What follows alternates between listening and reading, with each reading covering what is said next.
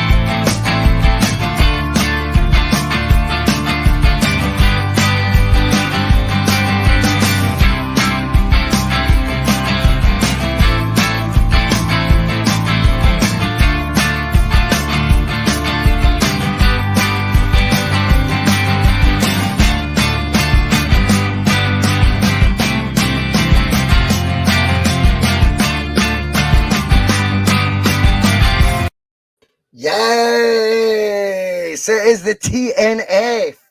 Slightly different lineup to normal, but we'll not worry about that. Speaking of different lineups, it's a couple of interesting teams we've drawn in the old Champions League today. We'll be getting to that as well. I appreciate there's probably been about 5,000 different Celtic podcasts all went live tonight to react to it. So we thought we'd just stick to our usual time and not try and I don't know, go on at the same time as about 40 other ones. So this is the T.N.F. So tonight, obviously, I am not joined by David Logue. David's having a wee break now. Hopefully he'll be back. I'm holding on to that. And Conor McCann's, this is his night shift week. So just bring in one of the biggest names in the land, mate. Just bring in Phil McGinlay. What's happening, my man? Oh, mate, I'm absolutely buzzing to be on. I mean, I always enjoy the T.N.F. and I'm always jealous when the boys are on. I'm like, oh, I love that show. And what a night to get me on, mate. This is the one. I looked at my calendar and I went, Champions League draw falls on a Thursday, man. Imagine getting onto that one. Here I am, mate. I'm absolutely delighted to be stepping in for this one because I am absolutely buzzing after that today. Loving it. It seems the universal reaction has been one of buzzingness. And I have got to agree. I actually, we'll have a wee quick mention of last night. And I think, obviously, last night there was perhaps a wee bit of objection taken to a negative sort of line of patter from myself. Probably Jonathan lesser than me. But I think last night a penny dropped to me. And you obviously reacting live to when a result comes in. And I'm quite competitive, Phil. No one was more pissed off than me at that result last night coming in. And I just felt, maybe the last 12 years, I just feel a wee bit like I've been duped a wee bit. And I'm annoyed at myself a wee bit, Phil, that I've not been over the last decade challenging that narrative enough in my own conscience, not just on podcasts and all that bullshit. Like, I just feel like the gulf we've been led to believe and conditioned to think that existed, the barriers have kind of been smashed on that over the last season and this season, and sadly not by us, but by our rivals. And I think now we've got a gauge where what I'm really looking forward to this season, and it probably came over a wee bit negative last night, and apologies for that if it did, but what I was sick about was I just felt, fucking hell, they're doing things that we've not done when we've had far more appearances in Europe in the last decade that I would like to have seen us try and achieve, and yet we didn't, and it's probably just all pissed me off all at once because the results coming through live as well. But what I do think the good thing is, if I could put a positive spin on the ugly sister being in Europe's Premier competition with us this year, is I think now we've got a gauge where we can now cut that myth that I've been talking about that for 10 years, mission impossible, and how lucky we are to qualify for the Champions League once every few years and stuff. I think now we've got a realistic gauge where we can now go, how are we doing in Europe? And we can now look at it with completely, not independent, extremely Celtic bias eyes, Phil, but not with dewy eyes that go, oh, we're just so glad to be here. I think we're going to be able to analyse and scrutinise Celtic in the Champions League a lot fairer and a lot more balanced than maybe what we've been able to sort of look at, the prism we've viewed Celtic's attempts at making the Champions League and things over the last decade. I think it's been a wee bit skewed. And I do think that the club are quite happy to push that myth that, it was very, very difficult and all this and the disparity in finances. You think of the buzzwords and the buzz phrases, disparity in finances, gulfs, all this sort of shit. But now we're there. And now the beauty of today, Phil, is we know our fate. And I like that, Phil, now knowing our fate, because we've waited long enough. We have. We have waited long enough. Now, there is 54 live, and the first 6 minutes have been on, so a big thank you to all you. If you want to get more people on the bus, all you have to do is hit that like button, hit subscribe, share it if you're feeling generous. That always helps. If you've got social media, hit that share button. It can go on your Facebook or your Twitter page. And if you want, like so many of you have, become a Bhoycie Bus member and support the channel. It's $1.99 a month, the same as what Patreon would be. The difference with Patreon is it ain't optional. This is completely optional. All our content remains completely free. Phil McGinlay, let's just get straight into it, mate, because there's no hiding place from what the big news story is today.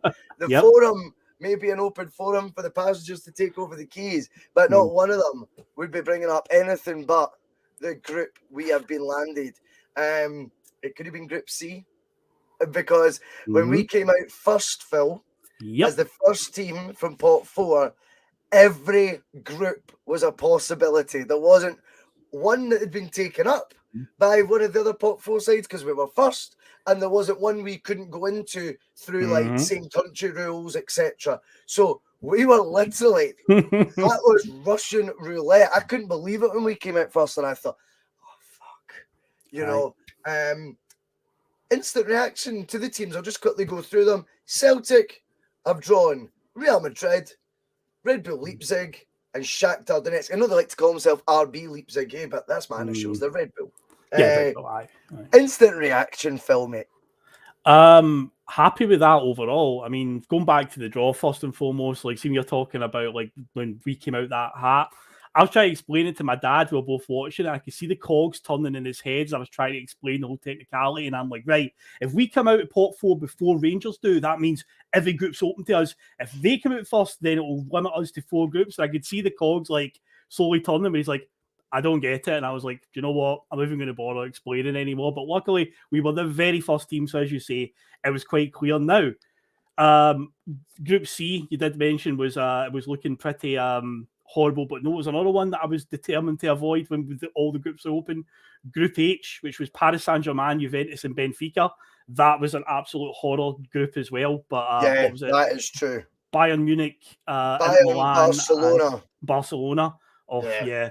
So when every group was open, I was generally like, oh god, Jesus. And then I totally forgot what Group F even was when the letters first came up. And it was like F, and I was like, what one's that? Oh shit, what is that one? So Real Madrid. That's true. I did the same.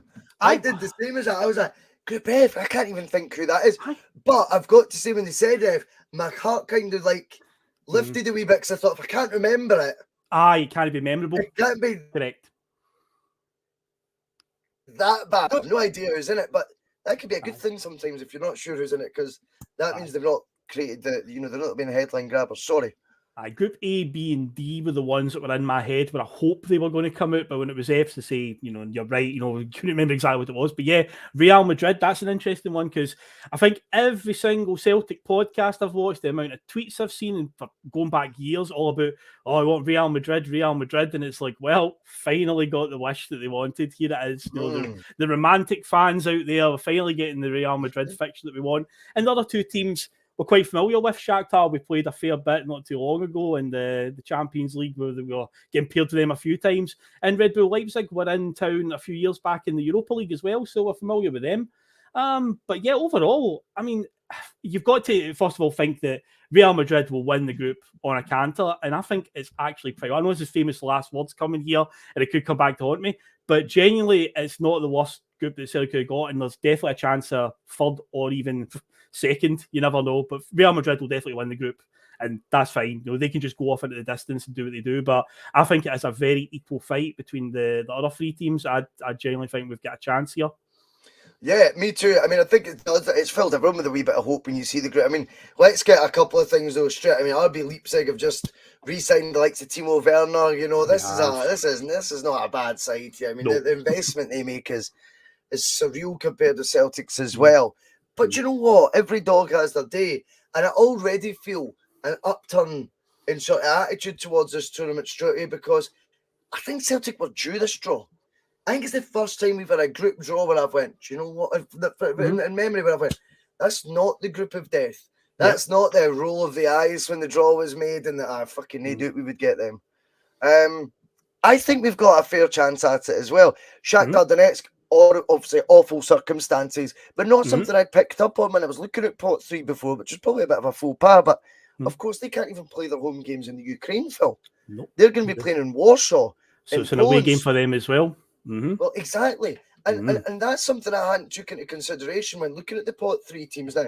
Obviously, we're not going to gloat about that, you know, the fact they've got to do that. But when we just look at it with Celtic, from a Celtic prism, that's an advantage that they're away, because going to Ukraine's notoriously difficult anyway. Shakhtar away from home. They've got a great record away from home. So playing Shakhtar on a neutral ground gives us slightly more of a chance, doesn't it?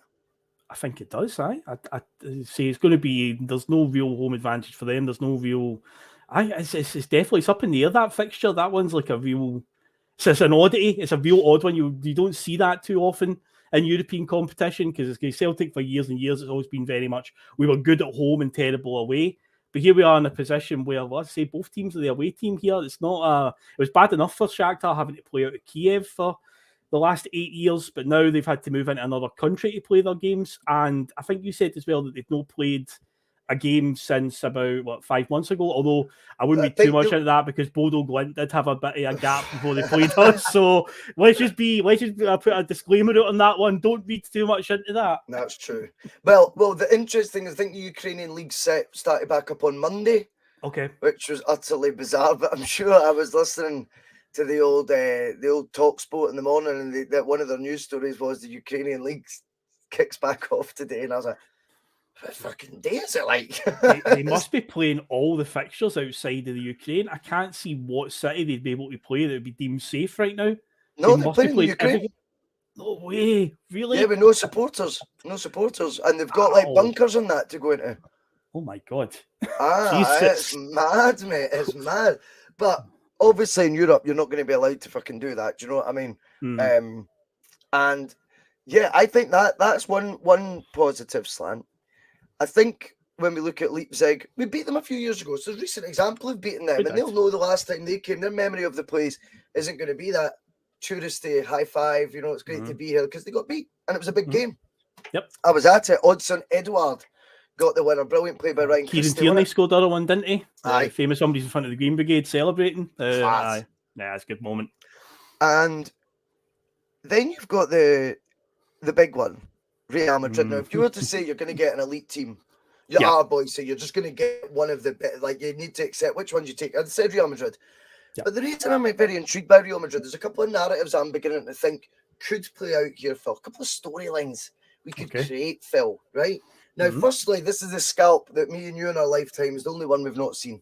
That's right. Which I think we beat Milan when we played them, we beat Juventus. Bayern Munich, I don't think I've seen us beat.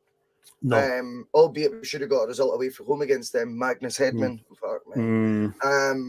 Callum McGregor got our hopes up as well, of course, infamously for all of 60 seconds. But I look at, like, you know, obviously your Barcelona, your Juventuses, your AC Milan scalps, you know, the big Man United, things like that, and you go, you know, Liverpool. These are big teams that we've seen come there and we've took them down. Now, I just feel things with Real Madrid, they're notoriously quite slow in the group stage for a start. Yep. Last year being no contradiction to that example. I also feel the narrative I like that we should be playing on, it's Ange's babes, if you like, against Ancelotti's, That's right. seasoned veterans. And could, I know he's obviously got a sprinkle now of youth like Vinicius Jr. and all that, mate. I know that.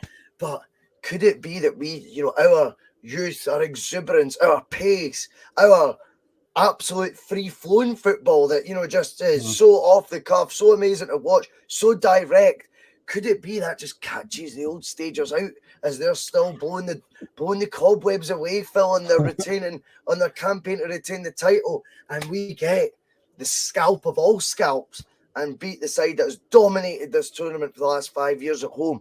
I just feel there is chinks in their armour at this stage of the tournament. I mean, fuck me, you don't want to get them in the semis or anything, Phil, because we'll be in the semis. Okay. That's a joke. But I just think at the group stage, I just think there's a couple of wee elements to it. I just think that'll be a game that Ange's licking his lips at to go, obviously you want to test yourself against the best.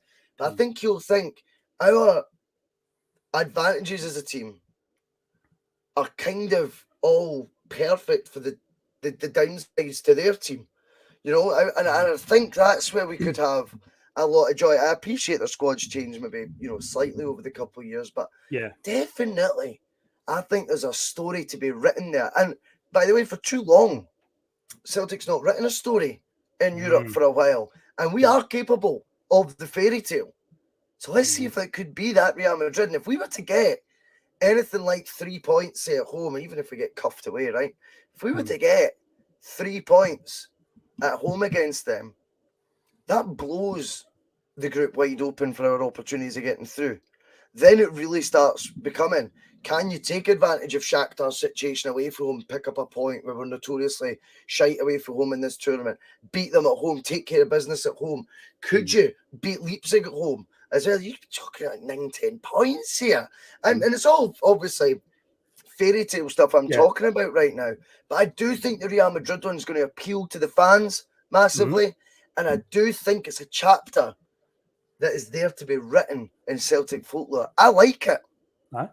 Real Madrid's a bit of a weird anomaly, I felt, for a while, because obviously they are 14 times European champions, and obviously they won it last season just as recently as that. I'll be back in 2 minutes, mate. I've got a Doug going fucking mental, sir. That's all right, no worries. I'll keep talking to the chat on my thoughts on it. So yeah, Real Madrid, obviously they are the reigning champions. Not the first time that we've played reigning champions in a group stage, because we had the AC Milan back in the Strachan era when AC Milan were the reigning champs. Now, I just saw something come up in the chat there from Ryan Taylor.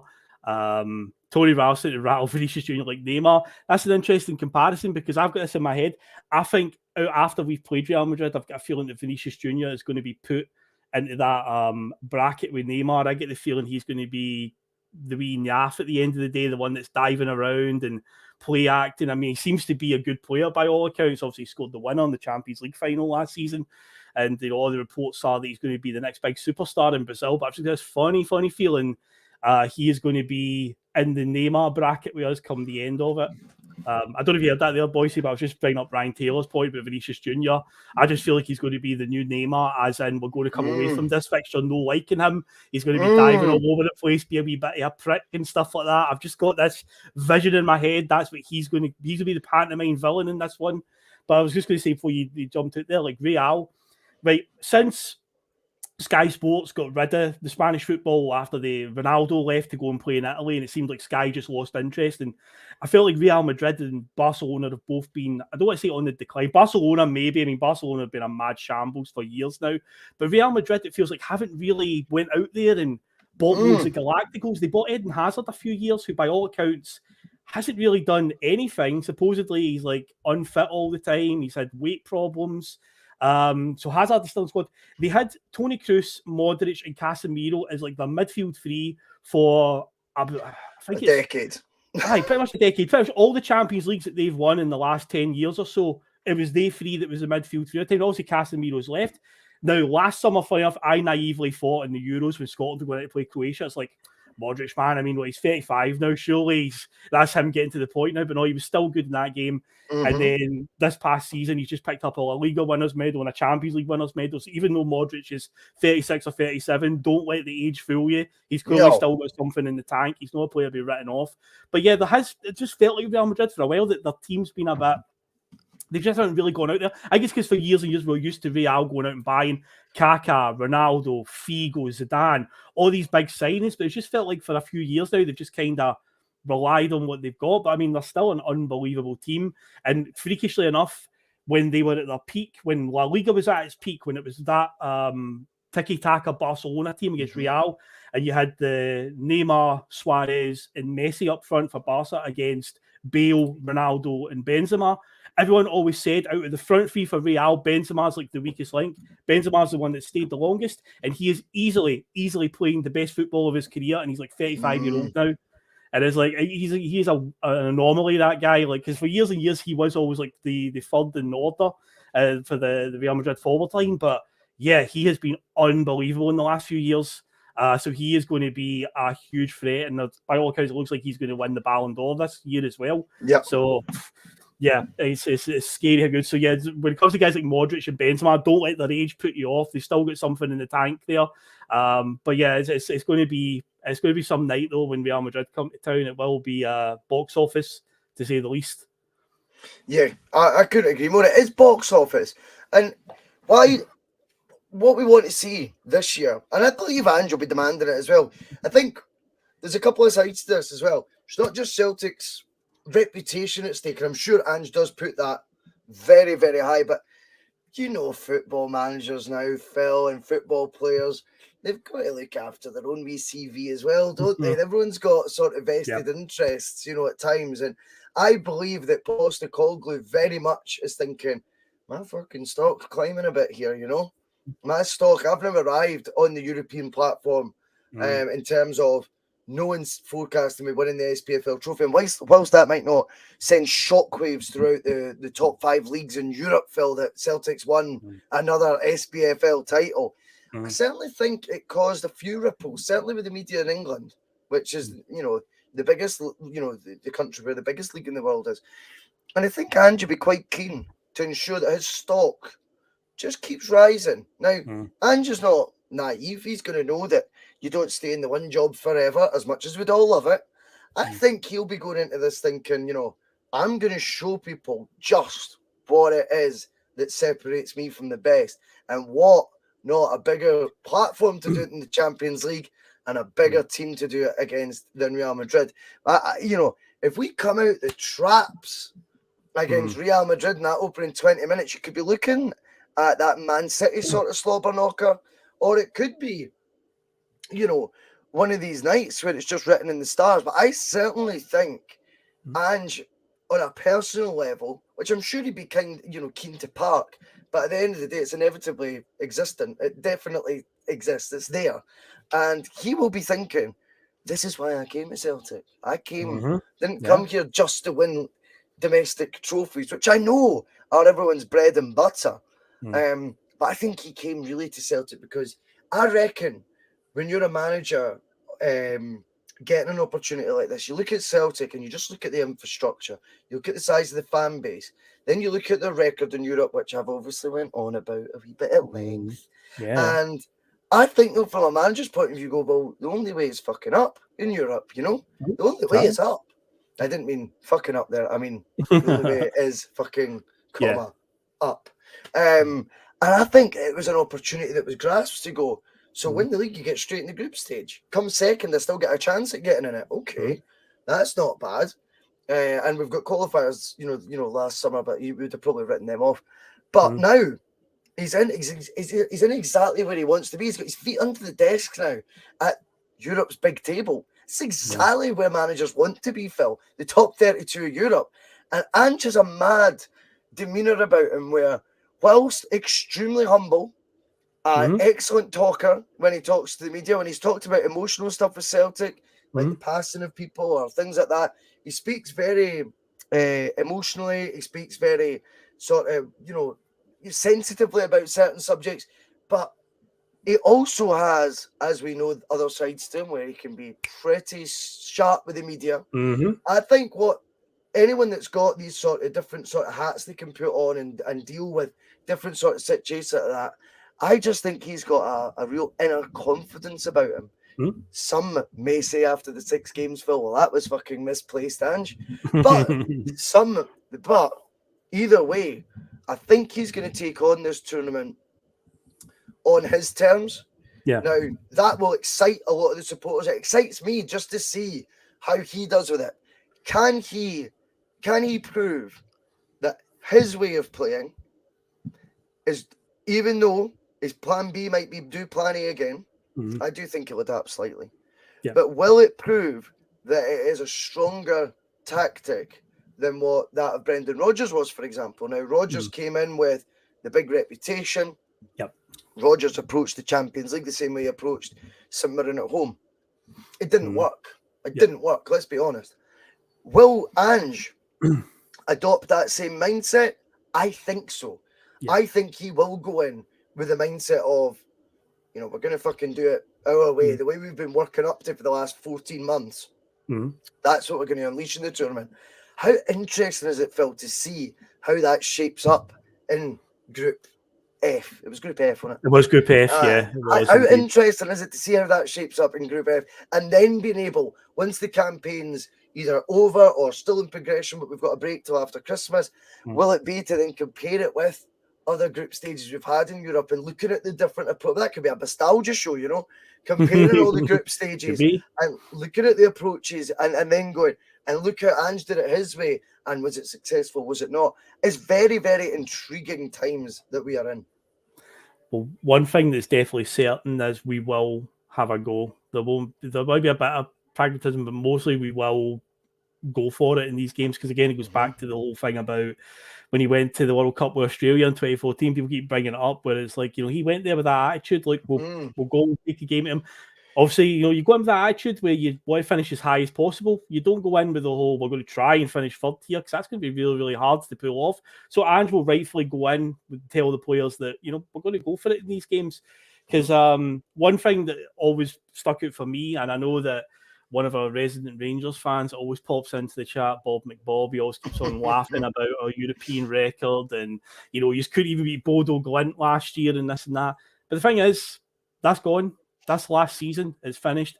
There was a game last season where we played on the same day or at the same time as Rangers or whatever, and I've quite a rare occurrence. And Ange had got asked about, were you keeping an eye on the result at Ibrox as well? And he was like, look, we don't really care. We're not in control of that result, so it's not a priority of mine. And it's the same as last season, mate. What happened now? Last season's gone. We're not in control of it. It's a clean slate. We just forget about it. The players that failed against Bodo Glint, I know we're going into the Champions League now, talking about Real Madrid, stuff like that. Forget it. It's gone. New season, new era, a fresh page. And I think Ange will drill that into them, where it's like, he'll make them believe that they are 10 feet tall and they'll go for it. No doubt about it. I say the Real Madrid game, that one will just take care of itself. If we do get the fairy tale story out, it brilliant. But again, just going to the other two fixtures, they're definitely winnable, Russell. Definitely. When you look at them, they say the Real Madrid game is what it is. That's the big one. And my mindset is still Real Madrid will probably just run away with the group, and that's fine. They can disappear at the distance. But the other ones, again, I think Ange will just be like, you know, if you can give Real Madrid a scare, even if we lose on the night, if you can do that and give them a bit of a game, you can definitely get something against Shakhtar and Red Bull. Those results will take care of themselves. So he's definitely going to drill into them that we can have a go here, and I fully expect us to. But the home games are going to be so crucial, mate. So crucial. We keep coming back to that tourist thing. It's got to be fierce. It's got to be ferocious. Hate to big them up over the city, but it is true. Ibrox is a fucking cauldron. When teams walk out there, Celtic Park needs to be a fucking cauldron again, just like in the 2000s, under O'Neill, under Strachan. That's what we need. We need to see it this season. I think I'm glad you're saying it, and not me for a change. You know, I've banged that drum for a long time now. Yes, I'll cop the flack in the comments. Yes. Thank you, mate. Thank you. I appreciate that. I'm sick of fighting fires, mate. But honestly, I think that is the open goal for Celtic. Is like I'm saying there, you know, you can look retrospectively at the groups. You know, the group stage we've been in. Fucking hell, there's not that many to go through over the last 20 years. Let's have a look at them all. And let's look at what approach worked, what approach didn't in terms of management. Then let's look at it as, what other factors were at play there? And was it the fact that we were that bit more aggressive as a stadium host? Was it just that wee bit more in your face? You know, was it a wee bit more up them, Phil? You know, and I just think that's what we need to we're going to need to use more than just, I mean, we talk about the 12th man and the fans will never let us down with that. Yeah. The club need to do a couple of wee tricks as well to help. And if that means playing the Celtic song after the Champions League song, copping a 15 grand fine, do it. Fucking do it every day of the week. Do it. I think there's other ways that we can create that atmosphere. Get it? I don't know. It needs to be a bit more hostile, Phil. I think there's a lot of excitement about the Real Madrid thing. But what I will say is, I don't want it, Phil, getting misconstrued, my excitement to play Real Madrid, with fucking all that nonsense. Wouldn't it just be wonderful to see Luka Modric lace up his boots at Celtic Park? And, and you know these wee plant pots, mate, are already sitting there choking for Benzema to get interviewed and say, oh yes, we were all excited about coming to Celtic Park. Well, once we've seen the draw, everyone high five because we know how special this atmosphere is. And then it getting put on the internet in like italics with like a shamrock behind it. Do you know what I mean? In green and white font. And it would be like an image of Benzema beside it. And then it in quotation marks. As he, you know, and everyone thinks, oh, he's actually a Celtic fan, isn't he? It's like, oh my God, I hate all that shit. I want Benzema to have the worst night of his life. I want big Morris Jens to ragdoll him about the park. I want the fans to boo his every touch.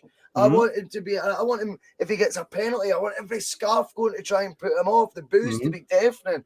I want the roar when the Champions League music playing to actually be like nothing these guys have never heard in their life before.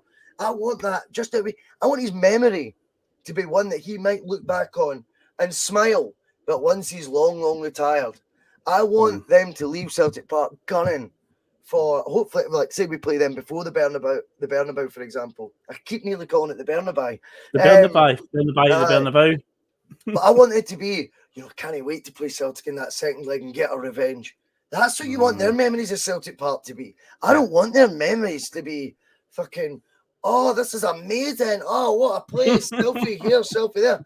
And I can't palate it. And if we're going to have any chance of writing this next chapter in Celtic folklore that I speak of, Phil, then I'm sorry, but the dark arts will need to be at play as well. And I do think we will need a bit of that.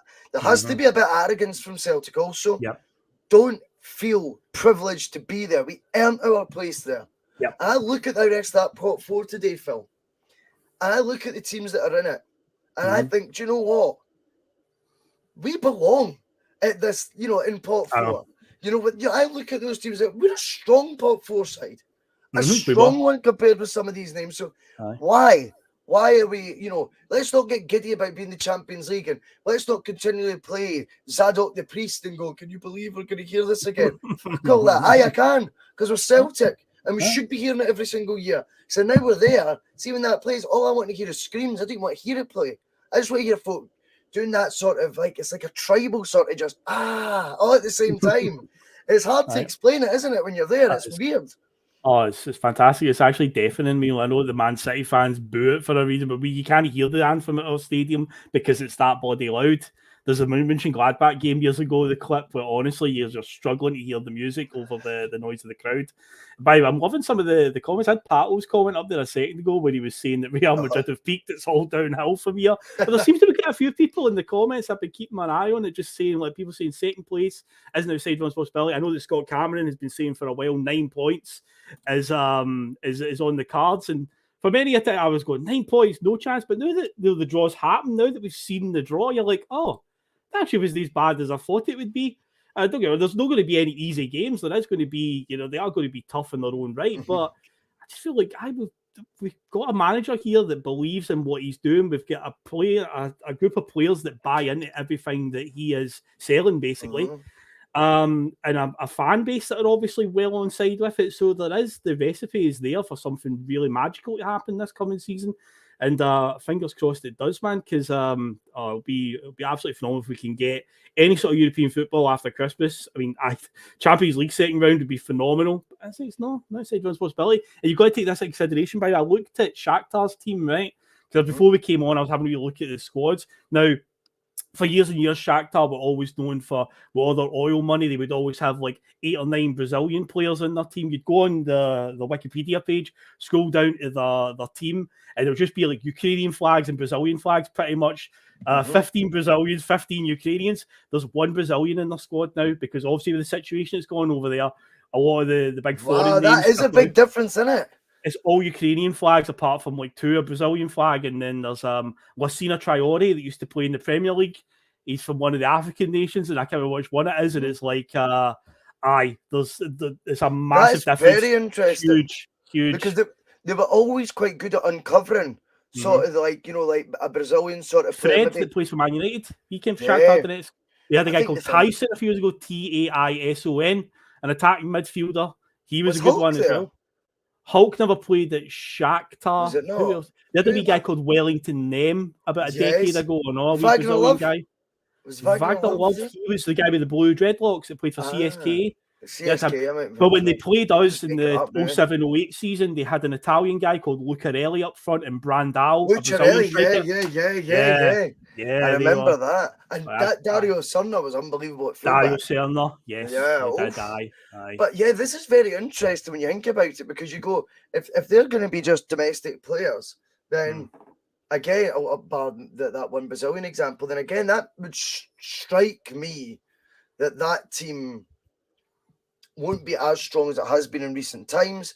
And like I say, they're playing in a neutral ground. It's not their familiar territory. There's an opportunity there, home and away, Phil. There's an opportunity. We've got to be brave. We've got to be bold. What I like about Ange, and there's many things to admire about Postecoglou, right? But the one thing I like about him is I think he has got that streak of arrogance about him. He's at the party he thinks he belongs at, or he knows he belongs at, you could say. We'll find out, of course. He's never been at it before. Now he's here. Ange goes in there nonplussed that he's in the Champions League. That's his demeanour anyway, half the time. But I genuinely think he walks into it, what's that lyric, that song, Carly Simon, I think it is. You're so vain. You walked into the party like you were walking onto a yacht. And I think Ange Postecoglou will look like he's just walking into a yacht, walking into the Champions League atmosphere and all that. I think he thinks, of course I'm in the Champions League. I'm a Champions League level manager. If that can rub off onto our players, if that belief can be instilled in our players before they go out to that first group game, that's where the difference will be. I do feel at times there has to have been reasons for it, but because having inferior players in this competition, Phil, right, is one thing.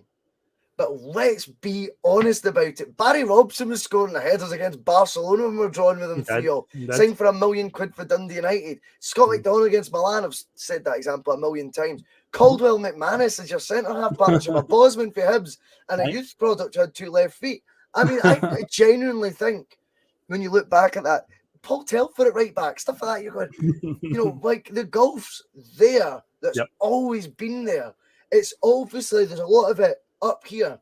Are you going into it with the belief you're lucky to be at the party, or do you want to actually take part in the party games? Do you know what I mean? And I think Celtic under Ange will definitely have a stronger mindset going into this. And do you know what as well? I might actually, not that I felt it at the freaking time, but I think maybe last season's European experiment, shall we say, it was. It was a lot of experimental sort of things going on, because obviously the squad's still finding each other out. We're thrusting at a Champions League qualifier, then we're in a group stage, and we're still adding, we've only just like seeing Jota for the 3rd, 4th time in the first group stage game and things like this. But then we had we narrowly went out, a couple of, well done though, lads, it was okay. But it was all teething. It was all getting into the groove of European football. Do you think last campaign's going to actually benefit Celtic going into this one? even though it ended in 3 exits with 3 tournaments, as I'm sure Bob McBob will be telling us. Yeah, he's already mentioned tapping out against Bodo with lots of laughing emoji. I mean, I literally mentioned it earlier on. He's a resident Rangers fan. That was going to remind us of that. But anyway, Can't blame him. Can't blame him. As well as I say, his last season though, it's gone now, clean slate. We forget it, we can't control it now. It happened, we just move on. But one of the things I was going to bring up when you're talking about like Ange with that whole belief of I belong here. There's a great player comparison you use. We've mentioned this many times before on the show. Moussa Dembele against Man City that night, where he just basically thought, I fucking belong in this stage, and I'm going to show you that I belong in this stage. And here's something that was forgotten. See, during that COVID season where but a lot of teams came back and finished the end of the season, like the Champions League. Do you remember that Moussa Dembele came back to haunt Man City again? Leon knocked Man City out when they played like the quarterfinals. 2 goals. They went over to Portugal to play like the quarterfinals onwards, and they played them all in empty stadiums. And didn't Moussa Dembele score the goals that knocked Man City out that night as well. So it's like, Ange can go in and I say that's a player comparison, but yeah, it's no different for the manager on the sideline. But yeah, he will go in with that attitude where I belong here and I can show the rest of Europe what I'm all about. And yeah, he will go in. Yeah, we want that, don't we? Because nothing was more epitomised by that, Phil, than the overhead kick against Man City. The arrogance to do that. Yeah. And again, I talk about arrogance in a glowing way at times, not because I'm particularly over fond of people that are arrogant for the sake of it. No, I can't be bothered with that. I could fucking name a couple. I'm sure you could guess one. But I've been a while, eh? But definitely, there is a place for arrogance in football as long as it's within that boundary, that wee fine line, Phil, before it becomes complacency and a lackadaisical approach and just a wee bit cocky, But there is a good place for arrogance in football, having that inner belief. The Coronas, we spoke about Chris Sutton having it, mate. Yeah. And that presence. Henrik Larsson, ask anyone that's worked with football, he was pretty aloof. He was not someone that even the teammates knew really all the time how to approach because he was a man of few words. And then the next minute he'd be cracking a joke with you. Then the next day you'd go in and you'd be like, "You're right, Henrik." Head just down. He's just doing his own thing. Not because he's moody. Not because he was being moody per se, but he's just in a different. He's just got and every time Henrik played against these teams, he and then looked at him and thought, I'll score against you. I'll score against you. And I don't care if it's Champions League, UEFA Cup finals. I'll do my bit. And I think that rubs off on other players and it elevates them to a level. We're going to need a couple of guys. Now, the interesting thing I was saying earlier, Phil, and I want your take on this. Do Celtic have enough experience, though? Now, the examples I'm giving you, there are guys that were in the late 20s, early 30s when they were doing these heroic works. This squad's very young with very, very little Champions League experience in it. I mean, I don't know Callum McGregor and James Forrest, and I mean, let's be completely honest about it. I'm guessing James would have been on the bench maybe for the Barcelona game when we beat them. He'd have made the bench. He was in the starting 11 anyway, because there's a famous image of the starting 11. He wasn't in it because the only one. Who was the last one standing in that team? I can't even remember. There was like the famous 11 who posing, and they would basically turn it black and white every time one of them left. I'm trying to remember who the last one standing was in that starting 11.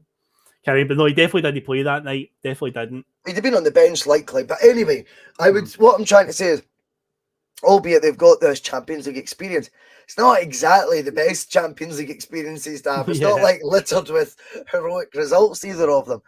Do you feel, Phil, that's maybe where the Celtic team could be found, come a cropper? Because that arrogance that I'm talking about, or self-belief, it came from players of a slightly older age that had achieved a lot in the game. And fair play, Philip DeMarco says, let's not forget O'Neill's team had no experience in the Champions League. I take that point, but I would also say with Sutton, Premier League winner and Golden Boot winner in the Premier League. Larsson scored that World Cup. And the European Championship and stuff like that. I think we don't have anyone with any of those experiences, right? Do you know right now? Do you think if anything was to, come as a cropper a wee bit or, see us come undone, it could just be that lack of experience at this level and we might need to just accept that aspect? it could be that way. And another thing that I brought up for, in fact, the very first show I appeared on was just after we lost to Bodo Glimt, and one of the things that bugged me, and it's always the same when we play in Europe, teams come to Celtic Park, how streetwise all the European teams seem to be. It seems to rattle us. We never ever seem to be prepared for it. And it's going to be the same when these teams come to town. There's going to be a lot of the dark arts going on. But I want to bring up a comment that I saw, and this has to come up because there's one guy in the team that I think could rattle them a wee bit. As Scott Cameron says here, chaos to run right in the group stage. Now, we were talking weeks back, speculating on who we could get. I kept on using Liverpool as an example, saying, say we draw Liverpool, right? Virgil van Dijk's in town. Liverpool might very well beat us that night, but if Chaos Giakoumakis is up against him, he'll make sure that Van Dijk's going to have to work hard that night. Now, of course, we've drawn Real Madrid. Now we know the draw. I believe their centre-backs are Milito and David Alaba, who aren't, I know Alaba certainly isn't the tallest centre-back in the world. No, exactly. So could you imagine Chaos Giakoumakis up against him? See, Real Madrid could come and they could beat us, but see if you make him just work for it, don't just roll over and have your belly tickled. And I think guys like Chaos Giakoumakis could be the type of ones that we need who can just get in about them and set them off their game a wee bit. So that could be a crucial one. So because he's definitely got that about him, that streetwise way, where as Terry keeps saying, Chaos doesn't give a fuck. He doesn't care about reputation or anything like that. So he will be a crucial one without a shadow of a doubt. I like that from Scott as well. I've got to be honest. I like that. No fear. And I've actually spoke about that before on one of the nostalgias. I think it was. We were talking about Mike Owen. I don't know if you remember. And I said, one of the worst things that happened with Owen was he almost became too aware of the downsides if I try that. And, because experience can bring you, well, obviously negative and positive experiences. And sometimes just running from the halfway line, Phil, a million mile an hour and taking everyone on. As you get older, yes, you can still technically do that. But you think of the consequences more and your teammates, and there might be guys, and if I lose the ball, where are we? The team going to be able to get back in. Sometimes having no experience, as Scott says, means you just play without that knowledge, no fear whatsoever, and that could catch other vastly experienced teams, Madrid, completely out because they're not expecting it. They're thinking, why are they playing like this? This is insane. This doesn't look right. Like, what are they doing? He'll not take him on there, surely, or he's not going to come. He's not going to overlap him there because they're going to be caught. And it might be the perfect curveball. The lack of experience. So that's a nice positive spin to put on it. I think we saw wee bits of it last season when you think about it in the Europa League. We came out the traps flying against Real Betis. We're 2-0 up inside, 20 minutes? I think Real Betis were a wee bit like, whoa, where did this come from? But unfortunately what can come with that is you also can be a wee bit naive, and obviously Celtic do what Celtic do best in Europe and make some defensive clangers at the back. Obviously we went over to Leverkusen after they rattled us 4-0 at home. And at one point, we were leading 2-1 with about 10, 15 minutes to go. And again, it was like, we've just got beat 4-0 by them a few weeks before, and we're still having a go at them on their own patch, and we're beating them up till late in the game. Again, Leverkusen would have been like, oh my God, like, don't see this coming because they're playing with no fear. But I say the problem is it comes with that. The thing that sort of balances it is you've got to be so sharp at the back. It's all well and good having no fear going forward. But again, Celtic being Celtic, we always make so many defensive clangers.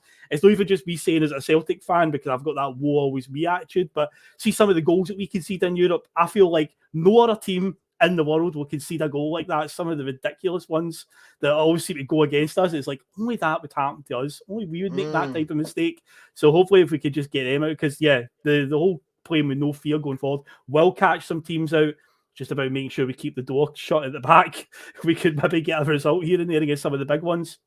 Yeah, I mean, discipline's going to be crucial as well at this sort of level. I mean, we've got so many examples you can go back to, moments of madness. I always think of that one, Bobo Baldi and Leon.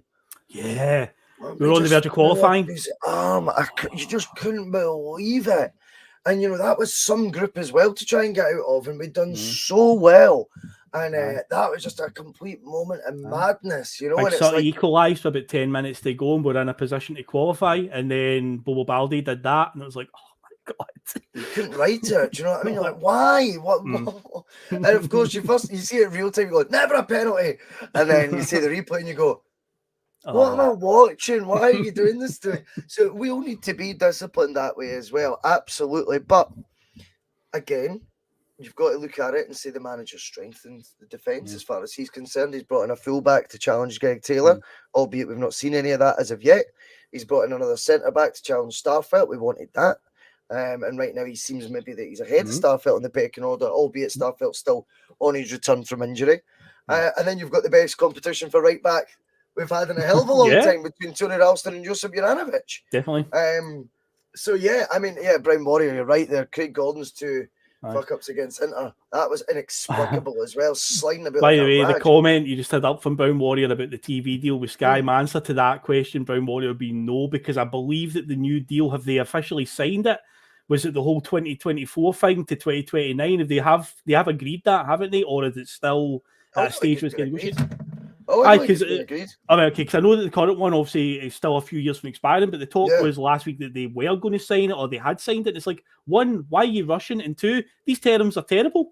So I'd like to think that they haven't gone ahead and signed it already, because maybe, just maybe, there is a bit of room here for negotiation. Or I don't trust Neil Doncaster at all in any way. But if they have already signed it, then I'll bet there's no way of Scottish football getting out of it now. But again, I don't know the ins and outs if it's definitely been agreed or not, or if it's just been put on the table for them. Maybe Brown Warrior could come back in and tell us if it's been agreed. No, I don't think it's been agreed as of yet. I don't think it has. I'm positive that it's been.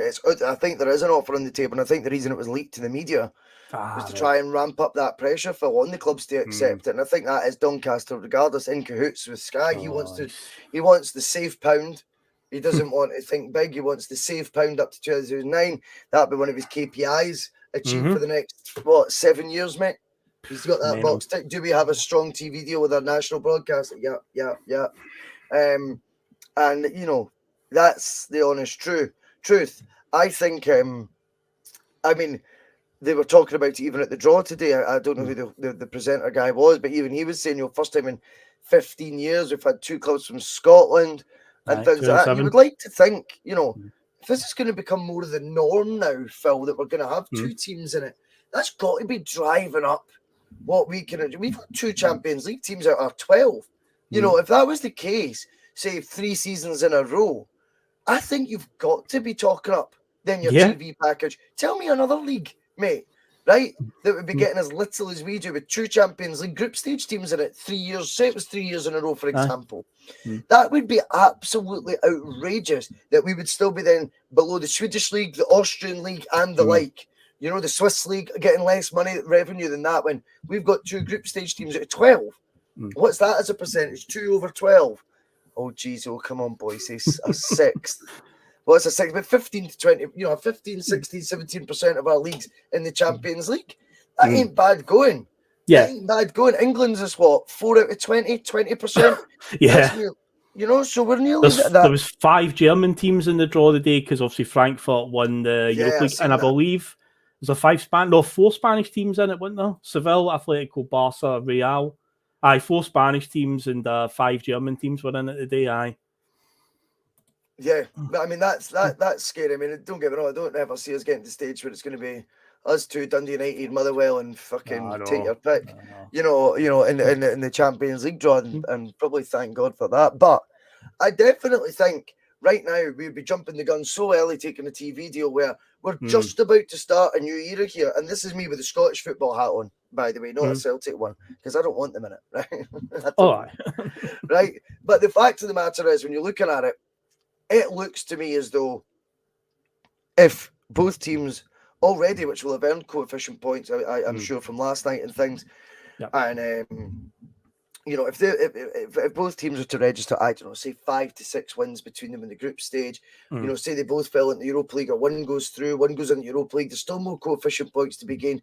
That'll ensure there's 2-place potential for not just next season, not just this season, but next season as well. You'll start be looking at, if we were to get to 3 or 4 years in a row of having 2 teams represented in the Champions League final 32, I'm sorry, Phil.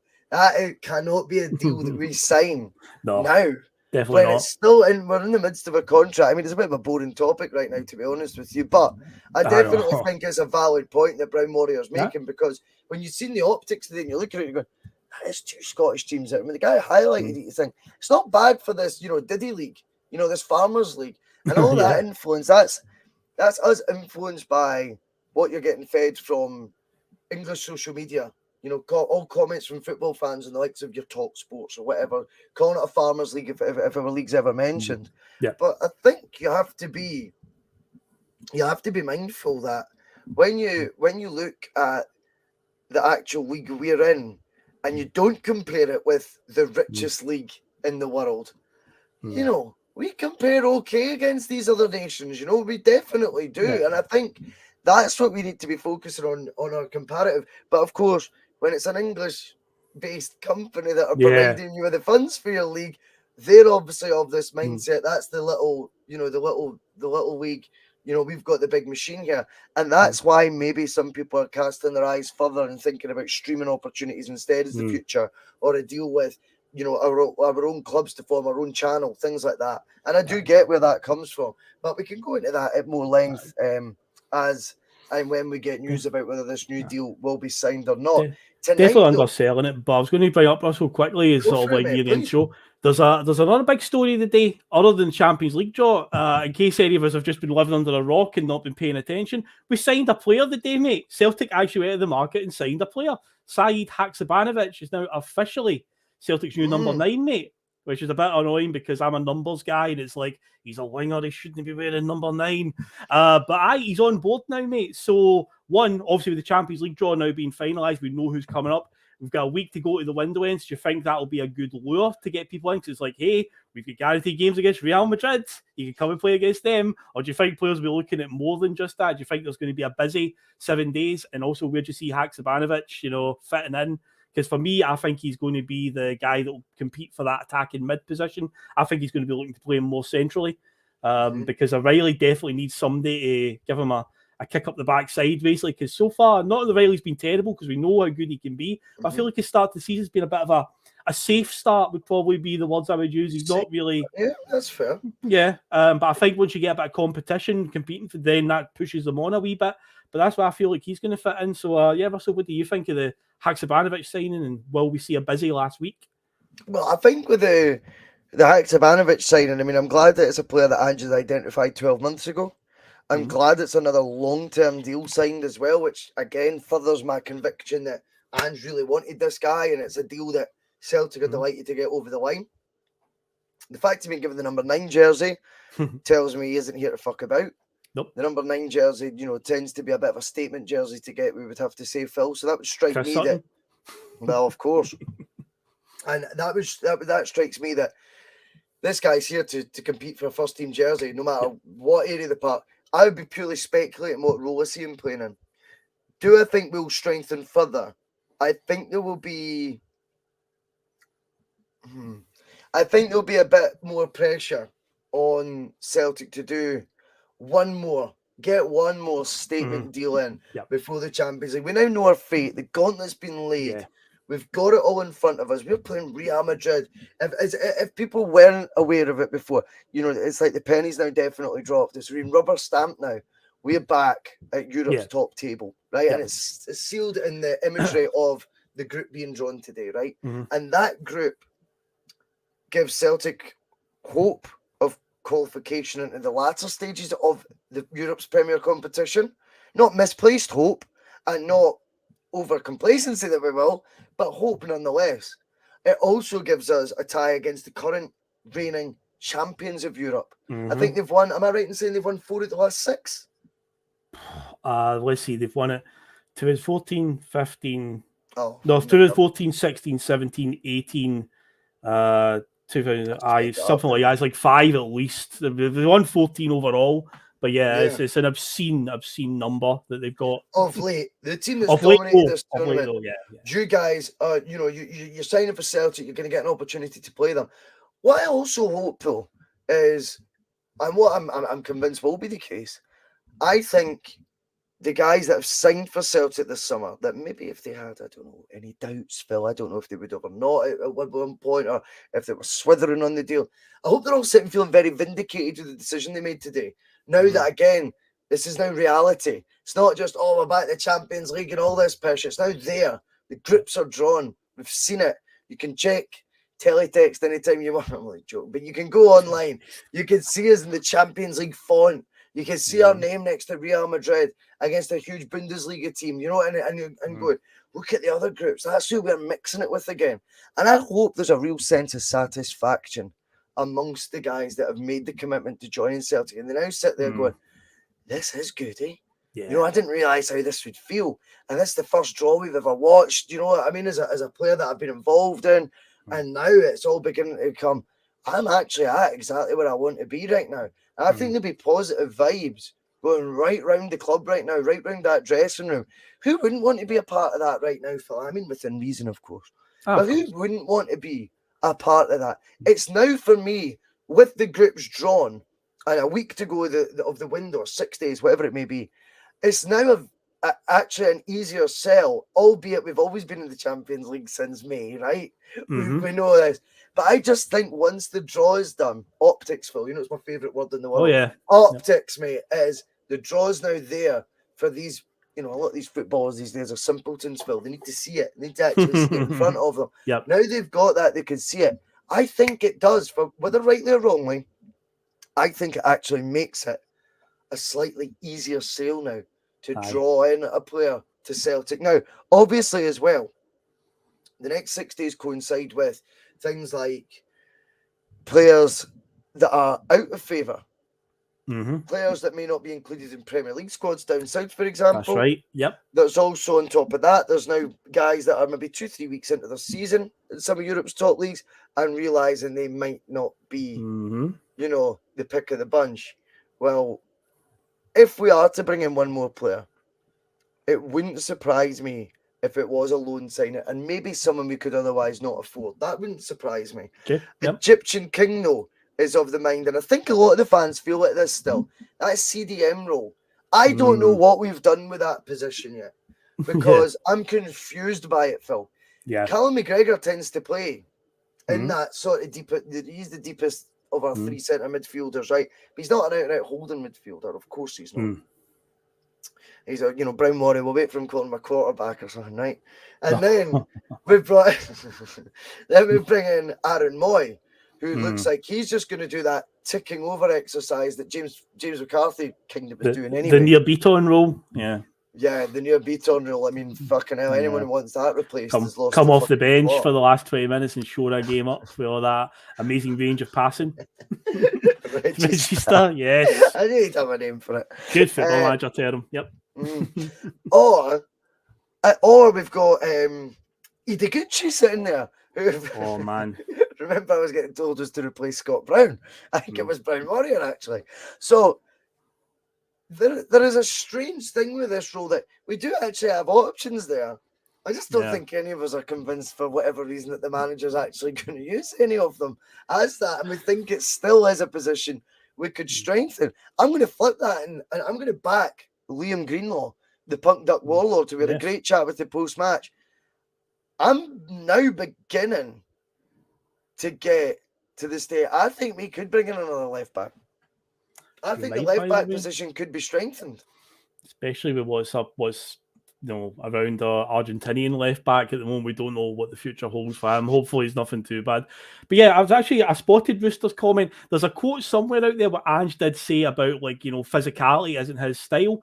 But I think a lot of fans have just got it in their head that we need a big, like, destroyer at the back. And I think, sadly, a lot of it comes from our games with Rangers at the tail end of last season because Lundstrom's a big lump and was kicking us about. We're like, right, we need somebody in the middle of the park that will do that back to him.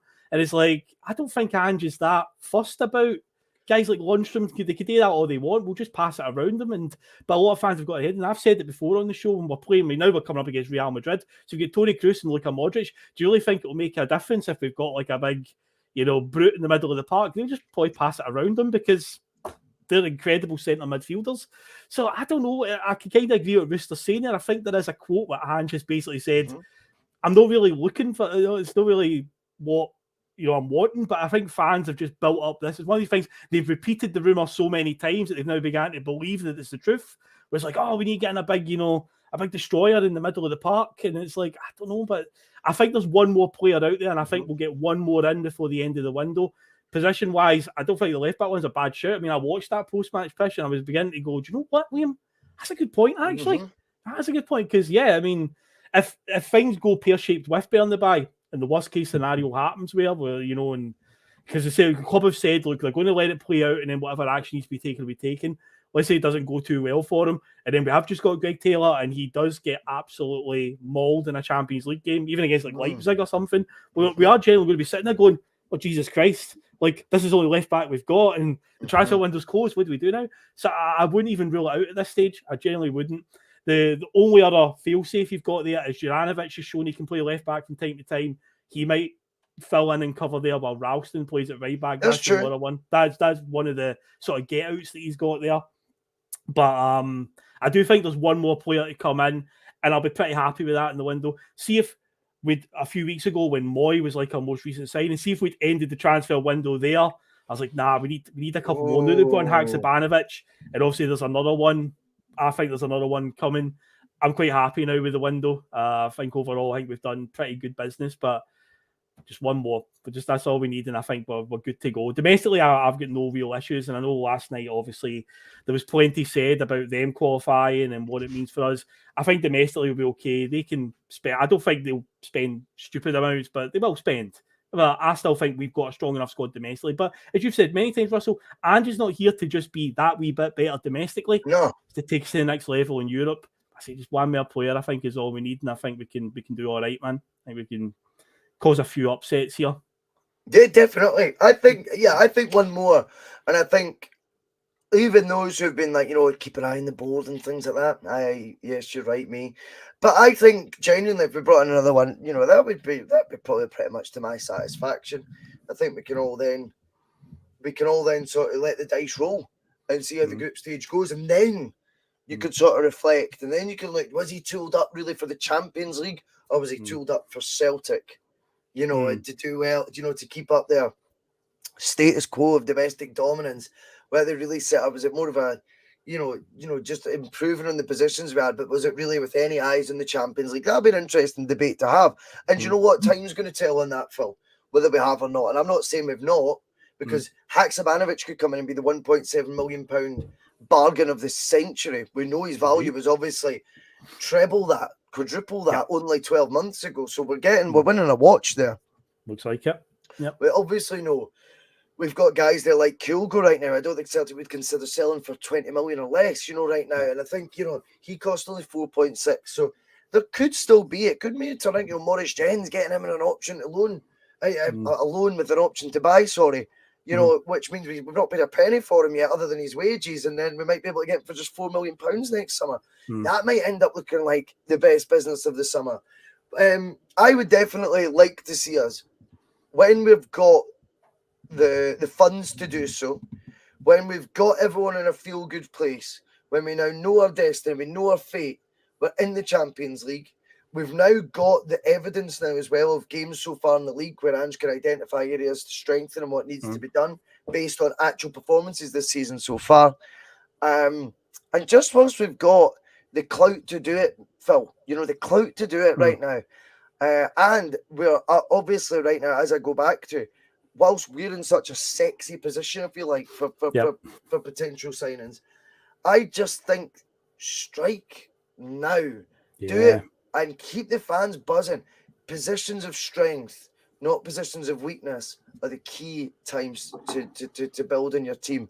And I think definitely right now, we're riding on a wave. We're 2 points clear at the top of the league. We've got the Real Madrid draw, but we've also got a draw we think we can get out of. We've got plenty of money in the bank. We've sold out season tickets again. We've got a young, vibrant, exciting side. And we've got a manager there that in every single man and his dog trusts implicitly. So fucking do your bit and get him one more before now and the window shuts. Phil, it has been a pleasure having you on the T.N.F tonight, mate. There's 169 live. I was literally tipping my tongue to say 169 watching. Make sure you give it a like, everybody. My God. Amazing numbers for a Thursday night. Amazing numbers. Chuffed with that, man. It's your first time on the bus. Hit the subscribe button. Come on the bus. We welcome all. Absolutely. It's been brilliant fun having you on the T.N.F, Phil. Obviously, the structure of it, we're just kind of, in terms of personnel, we'll be rotating it a wee bit for the foreseeable future between David not being on right now and Connor McCann's work sort of schedule changing of each week to week. So, yes, we might see some other faces on the T.N.F. Have you enjoyed yourself, mate? Thoroughly enjoyed it, mate. Thoroughly enjoyed it. And I'll be back tomorrow night as well, mate. Nostalgia, Friday nights. Yes. Who's the lineup tomorrow? Tomorrow at the moment, Liam Greenlaw, obviously, and Terry is in line to appear on it. There's another seat there, Russell, if you wish to join. You know, there's always a fourth seat, mate. It's the 95-96, the Entertainers, Tommy Burns team that lost one game. Very controversial one, because that was the season that Jim Farry decided he just happened to lose Georges Cadet's registration. Like, oh, where did it go? Oh my God. And yeah, and of course it got proved in a court of law a few years later that he purposely held up the registration to benefit Rangers. So we'll be talking about that. So yeah, it's the 95-96 season on the agenda. And I also have the next 5 episodes lined up as well. I shall preview them tomorrow night. Then I will show the viewing audience what they are. So yeah, we'll be jumping around a wee bit more. Unless you want them now, Russell, unless you want me to just tell you now. What do you he's like a kid at Christmas, isn't he? Do you want to know what they are? Go for it, mate. Okay, so next week, an exclusive. Next week will be Ronnie Dyler's first season. We've not looked at Ronnie's era yet in Nostalgia, so we're going to go to Ronnie's first season. The next one after that is going to be Neil Lennon's second season, 2011-12. We had the free job with Kilmarnock that saved his job. We were 15 points behind Rangers at one point. Oh, yes. We got into Europe on a weird technicality because the Sion chairman was an absolute roaster and decided to play a whole bunch of illegal players. And a certain team in the other side of the city happened to go bust as well on Valentine's Day. So that was fun. So we're talking about that. The third week of the next 5 is the Stopping the 10 season. It's going to be 97-98, Stopping the 10. It's contrary to belief, Celtic aren't the only team that have blown 10 in a row. A lot of the younger fans out there seem to think we're the only team. No. Many years ago, another team did that. Week number 4 will be a player exclusive one. I think I said this last week. It's going to be Lubo. It's going to be a player profile on Lubo Moravchik. So we're going to have a look at him. And I can feel that Brown Warrior will be getting all the Brendan Rodgers anti-propaganda together already, because we're going to look at the double treble season in week 5. So I can feel it already. Brown Warrior's getting all his Brendan Rodgers stuff, typing it up. He's ready to go. But we've already done the Invincible treble, so we're going to go back into the Brendan Rodgers era, and we are going to look at the double treble that season, and then sometime in the future we'll do the treble season as well. But yeah, that's the next 5 coming up. But yeah, for tomorrow, first and foremost, 95-96 season. So there you go. Very good, mate. No, look forward to that. I won't be able to join you tomorrow. I've took Jonathan out for his birthday, so. Oh, no worries. We're out for dinner and I'll probably a good few swallows. Happy birthday, Jonathan Bhoycie. Everyone in the comments wish Jonathan Bhoycie a happy birthday. 30, big 30. He's as bad at growing beards as me, mate. I'm still only 28, right enough though. So there's Terry will be on tomorrow. The Smooth Voice post-match fish will be on. Hope you've done your homework, Terry. I even sent them a video this week, mate. A video on YouTube. What? I had a VHS when I was a kid called Celtic on Target, and it was a 95-96 season. And a few years ago, the 20-Minute Tim's done a podcast where they reviewed that, and I was listening to it, and I'm going, this sounds familiar. And I was like, I had that on VHS. Turns out the whole thing's uploaded on YouTube. It recaps the entire 95-96 season. So when I was sending my notes to Liam and Terry, I was like, guys, I've got a link for a video you used to watch as well. So you see all the goals they scored that season. So there you go. So they've got no excuse tomorrow. That is sensational, mate. That is class. Anyway, it's been an absolute pleasure to be on with you, Phil. It's been a brilliant show. It's a positive time to be a Celtic fan. Absolutely. All it's left for me to say is a very good night to you. Nostalgia's back tomorrow. And here's some Chris Sutton. Some of his comments about me deliberately trying to cause controversy. Well, I work in the media now. And you've got someone sitting there next to you who's an embarrassment to the media profession. He's an apologist. He's a charlatan.